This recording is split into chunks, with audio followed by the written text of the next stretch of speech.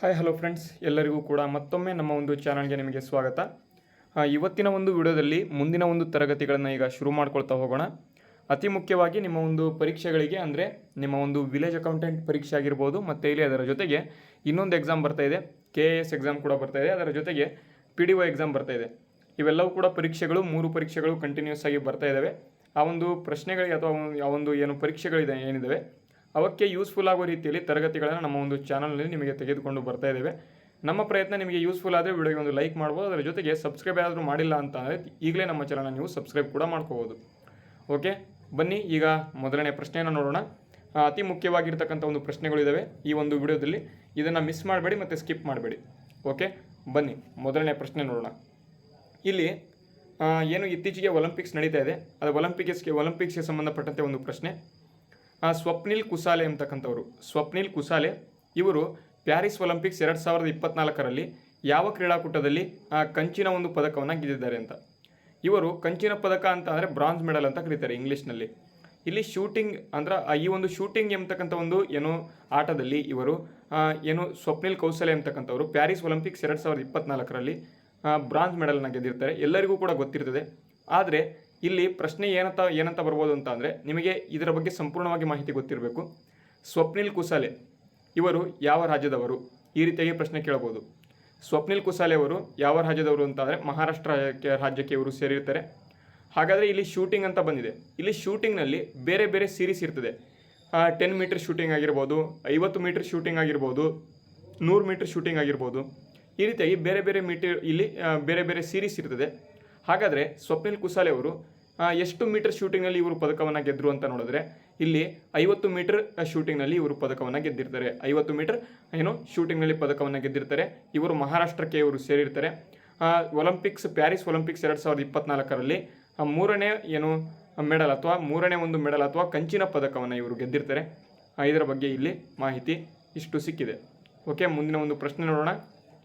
ನೋಡಿ, ಎರಡನೇ ಪ್ರಶ್ನೆ ಏನಪ್ಪ ಇದೆ ಅಂತ ಅಂದರೆ, ಇಂಡಿಯನ್ ಫ್ಲೈಯಿಂಗ್ ಫಾಕ್ಸ್ ಎಂಬತಕ್ಕಂಥದ್ದು ಏನು ಅಂತ ಕೇಳಿದ್ದಾರೆ. ಇಂಡಿಯನ್ ಫ್ಲೈಯಿಂಗ್ ಫಾಕ್ಸ್ ಎಂಬತಕ್ಕಂಥದ್ದು ಇದೊಂದು ಸಸ್ತನಿಯಾಗಿದೆ. ಇಲ್ಲಿ ಉಭಯಚರ ಅಂತ ಕೇಳಿದರೆ, ಸರೀಸೃಪ ಅಂತ ಇದೆ, ಪಕ್ಷಿ ಅಂತ ಇದೆ. ಆದರೆ ಇಂಡಿಯನ್ ಫ್ಲೈಯಿಂಗ್ ಫಾಕ್ಸ್ ಎಂಬತಕ್ಕಂಥವರು ಇದು ಒಂದು ಸಸ್ತನಿಯಾಗಿದೆ. ಹಾಗಾಗಿ ಆಪ್ಷನ್ ಬಿ ಇಲ್ಲಿ ಸರಿಯಾದ ಉತ್ತರ ಆಗಿದೆ. ಓಕೆ, ಮುಂದಿನ ಪ್ರಶ್ನೆ. ಪ್ರಯಾಣ ಮತ್ತು ಪ್ರವಾಸೋದ್ಯಮ ಅಭಿವೃದ್ಧಿ ಸೂಚ್ಯಂಕ.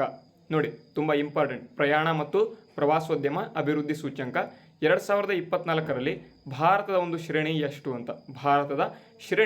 ಅಂತ ಪ್ರಯಾಣ ಮತ್ತು ಪ್ರವಾಸೋದ್ಯಮ ಅಭಿವೃದ್ಧಿ ಸೂಚ್ಯಂಕ 2024ರಲ್ಲಿ ಭಾರತದ ಇಲ್ಲಿ ಶ್ರೇಣಿ ಎಷ್ಟಪ್ಪ ಅಂತ ಅಂದರೆ, ಅಥವಾ ರ್ಯಾಂಕ್ ಎಷ್ಟಪ್ಪ ಅಂತ ಅಂದರೆ 39ನೇ ರ್ಯಾಂಕ್ನಲ್ಲಿ ಭಾರತ ಇದೆ. ಪ್ರಯಾಣ ಮತ್ತು ಪ್ರವಾಸೋದ್ಯಮ ಅಭಿವೃದ್ಧಿ ಸೂಚ್ಯಂಕ ಅಥವಾ ಟ್ರಾವೆಲಿಂಗ್ ಅಥವಾ ಟೂರಿಸಂ ಅಂತ ಕರಿತೇವೆ. ಟ್ರಾವೆಲಿಂಗ್ ಮತ್ತು ಟೂರಿಸಂ ಡೆವಲಪ್ಮೆಂಟ್ ರ್ಯಾಂಕ್ ಇಂಡೆಕ್ಸ್ ಅಥವಾ ಏನು ಇಂಡೆಕ್ಸ್ ಅಂತ ಕರಿತೇವೆ. ಇದರಲ್ಲಿ ಭಾರತ ಎಷ್ಟು ರ್ಯಾಂಕಿಂಗ್ನಲ್ಲಿದೆ ಅಂತ ಅಂದರೆ 39ನೇ ರ್ಯಾಂಕ್ನಲ್ಲಿ ಬರ್ತದೆ. 39ನೇ ರ್ಯಾಂಕ್ನಲ್ಲಿ ಇದು ಬರ್ತದೆ. ಆಪ್ಷನ್ ಡಿ ಸರಿಯಾದ ಉತ್ತರ. ಓಕೆ, 4ನೇ ಪ್ರಶ್ನೆ. ಕರ್ನಾಟಕದ ಶ್ರೀಮಂತ ಜಿಲ್ಲೆ ಯಾವುದು ಅಂತ. ನೋಡಿ, ಕರ್ನಾಟಕದ ಶ್ರೀಮಂತ ಜಿಲ್ಲೆ ಇಲ್ಲಿ ಯಾವುದು ಅಂತ ಕೇಳಿದರೆ ತುಂಬ ಇಂಪಾರ್ಟೆಂಟ್ ಪ್ರಶ್ನೆ. ಕೇಳಬಹುದು ಮುಂದೆ ಬರ್ತಕ್ಕಂಥ ಪರೀಕ್ಷೆಗಳಲ್ಲಿ ಡೈರೆಕ್ಟಾಗಿ ಕೇಳಿಬಿಡ್ಬೋದು. ಕರ್ನಾಟಕದಲ್ಲಿ ಅತ್ಯಂತ ಶ್ರೀಮಂತವಾಗಿರ್ತಕ್ಕಂಥ ಒಂದು ಜಿಲ್ಲೆ ಯಾವುದು ಅಂತ. ಇಲ್ಲಿ ಶ್ರೀಮಂತ ಜಿಲ್ಲೆ ಯಾವುದಪ್ಪ ಅಂತ ಅಂದರೆ ಬೆಂಗಳೂರು ಕರ್ನಾಟಕದಲ್ಲೇ ಅತಿ ಶ್ರೀಮಂತವಾಗಿರ್ತಕ್ಕಂಥ ಒಂದು ಜಿಲ್ಲೆ ಆಗಿರ್ತಕ್ಕಂಥದ್ದು. ಆಪ್ಷನ್ ಡಿ ಬೆಂಗಳೂರು ಇಲ್ಲಿ ಸರಿಯಾದ ಉತ್ತರ ಆಗಿರ್ತದೆ. ಅದೇ ರೀತಿ ಮುಂದಿನ ಪ್ರಶ್ನೆ. ಜೀವಕೋಶದ ಪವರ್ ಹೌಸ್ ಅಥವಾ power house of the cell ಅಂತ ಇಂಗ್ಲೀಷ್ನಲ್ಲಿ ಕರಿತೇವೆ, ಅಥವಾ energy currency of the cell ಅಂತಲೂ ಕೂಡ ಕರಿತೇವೆ. ಈ ಒಂದು ಜೀವಕೋಶದ ಪವರ್ ಹೌಸ್ ಎಂದು ಯಾವುದನ್ನು ಕರೆಯುತ್ತಾರೆ? ಜೀವಕೋಶದ ಪವರ್ ಹೌಸ್ ಅಂತ ಇಲ್ಲಿ ಯಾವುದನ್ನು ಕರೆಯುತ್ತಾರೆ ಅಂತ ಇಲ್ಲಿ ಪ್ರಶ್ನೆ ಕೇಳಿದರೆ, ಇಲ್ಲಿ ಮೈಟ್ರೋಕಾಂಡ್ರಿಯಾ ಎಂಬತಕ್ಕಂಥದ್ದು ಏನಿದೆ ಇದನ್ನು ಜೀವಕೋಶದ ಪವರ್ ಹೌಸ್ ಅಂತ ಕರೀತಾರೆ. ಮತ್ತು ರೈಬೋಸೋಮ್ ಅಂತ ಏನಂತ ಕರಿತೇವೆ, ಅಥವಾ ರೈಬೋಸೋಮನ್ನು ಏನಂತ ಕರೀತಾರೆ ಅಂತ ಅಂದರೆ ಪ್ರೋಟೀನ್ ಫ್ಯಾಕ್ಟರಿ ಅಂತ ಕರೀತಾರೆ. ನ್ಯೂಕ್ಲಿಯಸ್ ಮತ್ತು ನ್ಯೂಕ್ಲಿಯೋಲಸ್ ಎಲ್ಲರಿಗೂ ಕೂಡ ಗೊತ್ತಿದೆ. ನ್ಯೂಕ್ಲಿಯಸ್ನ ಒಳಗೆ ನ್ಯೂಕ್ಲಿಯೋಲಸ್ ಎಂಬತಕ್ಕಂಥದ್ದು ಇರ್ತದೆ. ಗಾಲ್ಗಿ ಸಂಕೀರ್ಣ ಏನಿದೆ, ಗಾಲ್ಗಿ ಆಪರೇಟಸ್, ಈ ಒಂದು ರೈಬೋಸೋಮ್ ಅಥವಾ ಪ್ರೋಟೀನ್ ಏನು ಡೆವಲಪ್ ಆಗೋದಕ್ಕೆ ಯೂಸ್ಫುಲ್ ಆಗಿರ್ತವೆ. ಇಲ್ಲಿ ಜೀವಕೋಶದ ಪವರ್ ಹೌಸ್ ಏನಪ್ಪ ಅಂತ ಅಂದರೆ ಇಲ್ಲಿ ಮೈಟ್ರೋಕಾಂಡ್ರಿಯಾ ಇಲ್ಲಿ ಸರಿಯಾದ ಉತ್ತರ. ಮೈಟ್ರೋಕಾಂಡ್ರಿಯಾ ಸರಿಯಾದ ಉತ್ತರ ಆಗಿದೆ. ಓಕೆ, ಮುಂದಿನ ಒಂದು ಪ್ರಶ್ನೆ ನೋಡೋಣ. ಏನಪ್ಪ ಮುಂದಿನ ಒಂದು ಪ್ರಶ್ನೆ ಅಂತ ನೋಡೋದಾದರೆ, ಇಲ್ಲಿ ನೋಡಿ, ಗ್ರಾಮೀಣ ಬುಡಕಟ್ಟು ತಾಂತ್ರಿಕ ತರಬೇತಿ ಯೋಜನೆ.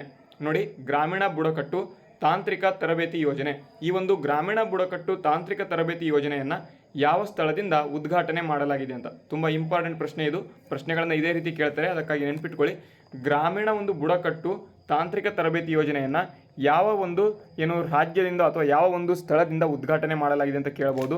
ನೋಡಿ, ಇದಕ್ಕೆ ಸರಿದ ಉತ್ತರ ಏನಪ್ಪ ಅಂತ ಅಂದರೆ ಇಲ್ಲಿ ಭೂಪಾಲ್ ಎಂಬತಕ್ಕಂಥದ್ದು. ಭೂಪಾಲ್ ಮಧ್ಯಪ್ರದೇಶದ ಒಂದು ಭೂಪಾಲ್ನಿಂದ ಈ ಒಂದು ಗ್ರಾಮೀಣ ಬುಡಕಟ್ಟು ಮತ್ತು ತರಬೇತಿ ಸಂಸ್ಥೆಯನ್ನು ಯೋಜನೆಯನ್ನು ಇಲ್ಲಿ ಶುರುವನ್ನು ಮಾಡಿರ್ತಾರೆ. ಆಪ್ಷನ್ ಏನಪ್ಪ ಅಂತಂದರೆ ಡಿ ಸರಿದ ಉತ್ತರ ಆಗಿದೆ. ಆಪ್ಷನ್ ಡಿ ಸರಿದ ಉತ್ತರ. ಅದೇ ರೀತಿ ಮುಂದಿನ ಒಂದು ಪ್ರಶ್ನೆ ನೋಡೋಣ. ಓಕೆ, ಮುಂದಿನ ಪ್ರಶ್ನೆ ನೋಡಿ. ಇಲ್ಲಿ ಥೈರಾಯ್ಡ್ ಗ್ರಂಥಿ ಬಗ್ಗೆ ಇಲ್ಲಿ ಪ್ರಶ್ನೆಯನ್ನು ಕೇಳಿದ್ದಾರೆ. ಥೈರಾಯ್ಡ್ ಗ್ರಂಥಿ ಬಗ್ಗೆ ಪ್ರಶ್ನೆ ಕೇಳಿದ್ದಾರೆ. ಏನಪ್ಪ ಥೈರಾಯ್ಡ್ ಗ್ರಂಥಿ ಬಗ್ಗೆ ಪ್ರಶ್ನೆ ಅಂತ ಅಂದರೆ ಇಲ್ಲಿ ಥೈರಾಯ್ಡ್ ಗ್ರಂಥಿಯ ಬೆಳವಣಿಗೆ ಆಗಿರ್ಬೋದು ಮತ್ತು ಅದರ ಒಂದು ನಿಯಂತ್ರಣದ ಒಂದು ಕಾರ್ಯ ಆಗಿರ್ಬೋದು ಯಾವ ಹಾರ್ಮೋನ್ಗೆ ನಿರ್ವಹಣೆ ಮಾಡ್ತದೆ ಅಂತ. ನಿಯಂತ್ರಣದ ಒಂದು ಕಾರ್ಯವನ್ನು ಯಾವ ಒಂದು ಹಾರ್ಮೋನ್ ನಿಯಂತ್ರಣ ಮಾಡ್ತದೆ ಅಂತ ಅಂದರೆ ಇಲ್ಲಿ TSH ಎಂಬತಕ್ಕಂತಹ ಒಂದು ಹಾರ್ಮೋನ್. ಏನಪ್ಪ TSH ಹಾರ್ಮೋನ್ ಅಂತ ಅಂದರೆ ಸ್ಟಿಮ್ಯುಲೇಟಿಂಗ್ ಹಾರ್ಮೋನ್ ಅಂತ ಕರಿತೇವೆ. ಥೈರಾಯ್ಡ್ ಸ್ಟಿಮ್ಯುಲೇಟಿಂಗ್ ಹಾರ್ಮೋನ್ ಅಂತ. ಈ ಒಂದು ಥೈರಾಯ್ಡ್ ಸ್ಟಿಮ್ಯುಲೇಟಿಂಗ್ ಹಾರ್ಮೋನ್ ಥೈರಾಯ್ಡ್ ಗ್ರಂಥಿಯ ಒಂದು ಬೆಳವಣಿಗೆ ಆಗಿರ್ಬೋದು, ಅದರ ಒಂದು ನಿಯಂತ್ರಣೆ ಆಗಿರ್ಬೋದು, ಇದರ ಕಾರ್ಯವನ್ನು ಈ ಒಂದು ಹಾರ್ಮೋನ್ ಮಾಡಿರ್ತದೆ. ಅದೇ ರೀತಿ ಮುಂದಿನ ಪ್ರಶ್ನೆ ನೋಡೋಣ. ತುಳಸಿದಾಸರು ಯಾವ ಭಾಷೆಯಲ್ಲಿ ರಾಮಚರಿತ ಒಂದು ಮಾನಸವನ್ನು ಬರೆದರು ಅಂತ.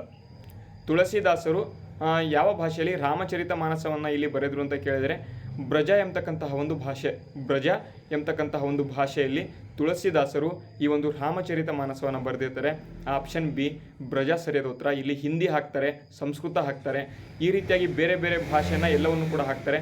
ಆದರೆ ತುಳಸಿದಾಸರು ಯಾವ ಭಾಷೆಯಲ್ಲಿ ಬರೆದರು ಅಂತಂದರೆ ಅದು ಬ್ರಜ ಎಂಬತಕ್ಕಂತಹ ಒಂದು ಭಾಷೆ. ಆಪ್ಷನ್ ಬಿ ಸರಿಯಾದ ಉತ್ತರ. ಅದೇ ರೀತಿ ಮುಂದಿನ ಪ್ರಶ್ನೆ. ಈ ಕೆಳಗಿನ ಯಾವ ಅಂಶವು ಇಲ್ಲಿ ಅಡಿಗೆ ಸೋಡಾದ ಅಂಶ ಅಲ್ಲ ಅಂತ. ಈ ಕೆಳಗಿನ ಯಾವ ಅಂಶವು ಅಡಿಗೆ ಸೋಡಾದ ಒಂದು ಅಂಶ ಇಲ್ಲಿ ಅಲ್ಲ ಅಂತ ಕೇಳಿದರೆ ಅಡಿಗೆ ಸೋಡಾದ ಒಂದು ಅಂಶ ಯಾವುದಪ್ಪ ಅಲ್ಲ ಅಂತ ಅಂದರೆ ಕ್ಯಾಲ್ಶಿಯಂ ಅಂತಕ್ಕಂಥದ್ದು ಈ ಒಂದು ಅಡಿಗೆ ಸೋಡಾದ ಒಂದು ಅಂಶ ಇಲ್ಲಿ ಅಲ್ಲ. ಆಪ್ಷನ್ ಡಿ ಇಲ್ಲಿ ಸರಿಯಾದ ಉತ್ತರ ಆಗಿರ್ತದೆ. ಅದೇ ರೀತಿ ಮುಂದಿನ ಪ್ರಶ್ನೆ ನೋಡೋಣ. ಸಂಗೀತ ನಾಟಕ ಅಕಾಡೆಮಿ ಪ್ರಶಸ್ತಿಯನ್ನು ಪುರಸ್ಕಾರ ಕೊಡ್ತಾರೆ. ಈ ಒಂದು ಸಂಗೀತ ನಾಟಕ ಅಕಾಡೆಮಿ ಪ್ರಶಸ್ತಿ ಅಥವಾ ಸ್ಥಾಪನೆ ಆಗಿರ್ತಕ್ಕಂಥದ್ದು ಯಾವಾಗ ಅಂತ. ಸಂಗೀತ ನಾಟಕ ಅಕಾಡೆಮಿ ಈ ಒಂದು ಪ್ರಶಸ್ತಿಯನ್ನು ಏನು ಕೊಡ್ತಾರೆ, ಅದು ಸ್ಥಾಪನೆ ಆಗಿದ್ದು ಯಾವಾಗ ಅಂತ ಕೇಳ್ತಾರೆ. ಇಲ್ಲಿ 1952. 54 ಅಂದರೆ ತುಂಬ ಜನ ಹಾಕ್ತಾರೆ, ಆದರೆ 54 ಅಲ್ಲ, 52. 1952 ಈ ಒಂದು ಸಂಗೀತ ನಾಟಕ ಅಕಾಡೆಮಿ ಇಲ್ಲಿ ಸ್ಥಾಪನೆ ಆಗಿರ್ತದೆ. ಆಪ್ಷನ್ ಸಿ ಇಲ್ಲಿ ಸರಿಯಾದ ಉತ್ತರ ಆಗಿರ್ತದೆ. ಓಕೆ, ಮುಂದಿನ ಪ್ರಶ್ನೆ ನೋಡೋಣ. ಇದು ಕೂಡ ತುಂಬ ಇಂಪಾರ್ಟೆಂಟ್ ಇದೆ. ವಿಶ್ವ ಕ್ಯಾನ್ಸರ್ ದಿನ ಅಂತ ಇದೆ ನೋಡಿ. ವಿಶ್ವ ಕ್ಯಾನ್ಸರ್ ದಿನವನ್ನು ಯಾವ ದಿನಾಂಕದಂದು ಆಚರಣೆಯನ್ನು ಮಾಡಲಾಗ್ತದೆ ಅಂತ ಇಲ್ಲಿ ಕೇಳಿದರೆ ವಿಶ್ವ ಕ್ಯಾನ್ಸರ್ ದಿನವನ್ನು ಪ್ರತಿ ವರ್ಷ ಫೆಬ್ರವರಿ 4ನೇ ತಾರೀಕಿನಂದು ಪ್ರತಿ ವರ್ಷ ನಾವು ಆಚರಣೆಯನ್ನು ಮಾಡ್ತೇವೆ. ಇಲ್ಲಿ ವಿಶ್ವ ಕ್ಯಾನ್ಸರ್ ದಿನ. ಆಪ್ಷನ್ ಡಿ ಫೆಬ್ರವರಿ 4 ಸರಿಯಾದ ಉತ್ತರ. ಅದೇ ರೀತಿ ಮುಂದಿನ ಪ್ರಶ್ನೆ. ಪ್ರಥಮ ವಿಶ್ವ ಪಾರಂಪರಿಕ ನಗರ ನೋಡಿ, ತುಂಬ ಇಂಪಾರ್ಟೆಂಟ್. ಇದು ತುಂಬ ಸಲ ಪ್ರಶ್ನೆ ಬಂದಿದೆ ಬೇರೆ ಬೇರೆ ಪರೀಕ್ಷೆಗಳಲ್ಲಿ, ಇನ್ನೂ ಕೂಡ ಕೇಳಬಹುದು, ಅದಕ್ಕಾಗಿ ನೆನ್ಪಿಟ್ಕೊಳ್ಳಿ.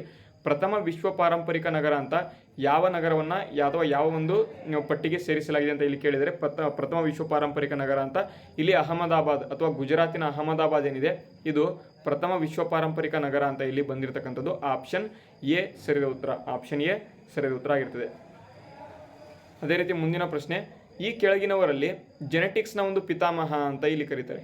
ಜೆನೆಟಿಕ್ಸ್ನ ಒಂದು ಪಿತಾಮಹ ಅಂತ ಯಾರನ್ನ ಕರೀತಾರೆ ಅಂತ ಇಲ್ಲಿ ಪ್ರಶ್ನೆ ಕೇಳಿದರೆ ಜೆನೆಟಿಕ್ಸ್ನ ಪಿತಾಮಹ ಅಂತ ಯಾರನ್ನ ಕರೀತಾರೆ ಅಂತ ಅಂದರೆ ಅವರು ಇಲ್ಲಿ ಗ್ರೆಗರ್ ಜೋಹನ್ ಮೆಂಡಲ್, ಗ್ರೆಗರ್ ಅಥವಾ GJ ಮೆಂಡಲ್ ಅಂತ ಕರಿತೇವೆ. ನೀವು ಏನಾದರೂ 10th ಅಥವಾ 12th ಏನಾದರೂ ಸೈನ್ಸ್ ಮಾಡಿದ್ರಿ ಅಂತಂದರೆ ಇವ್ರ ಬಗ್ಗೆ ಸಂಪೂರ್ಣವಾಗಿ ಓದಿರ್ತೀರ ನೀವು. ಜೋಹನ್ ಮೆಂಡಲ್ ಅವರ ಬಗ್ಗೆ ಮೆಂಡಲ್ ಲಾಸ್ ಅಂತ ಏನು 3 ಲಾಸ್ ಇರ್ತವೆ. ಲಾ ಆಫ್ ಇನ್ನರಿಟೆನ್ಸ್ ಆಗಿರ್ಬೋದು, ಲಾ ಆಫ್ ಇಂಡಿಪೆಂಡೆಂಟ್ ಅಸಾರ್ಟ್ಮೆಂಟ್ ಆಗಿರ್ಬೋದು, ಈ ರೀತಿಯಾಗಿ ಬೇರೆ ಬೇರೆ ಓದಿರ್ತೀರ. ಅದರ ಬಗ್ಗೆ ನೆನಪಿಟ್ಕೊಳ್ಳಿ. ಜೆನೆಟಿಕ್ಸ್ನ ಒಂದು ಪಿತಾಮಹ ಅಂತಲೇ ಕರೀತಾರೆ ಗ್ರೆಗರ್ ಜೋಹನ್ ಮೆಂಡಲ್ ಅವರನ್ನ.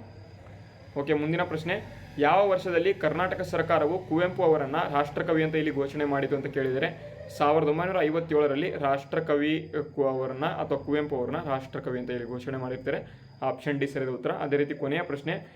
ಪಯೋರಿಯಾ ಎಂಬತಕ್ಕಂಥದ್ದು ಈ ಕೆಳಗಿನ ಯಾವ ಅಂಗದ ಮೇಲಿನ ಕಾಯಿಲೆ ಆಗಿದೆ ಅಂತ ಕೇಳಿದರೆ ಪಯೋರಿಯಾ ಎಂಬತಕ್ಕಂಥದ್ದು ಇದು ಈ ಕೆಳಗಿನ ಯಾವ ಒಂದು ಅಂಗದ ಮೇಲಿನ ಕಾಯಿಲೆ ಅಂತ.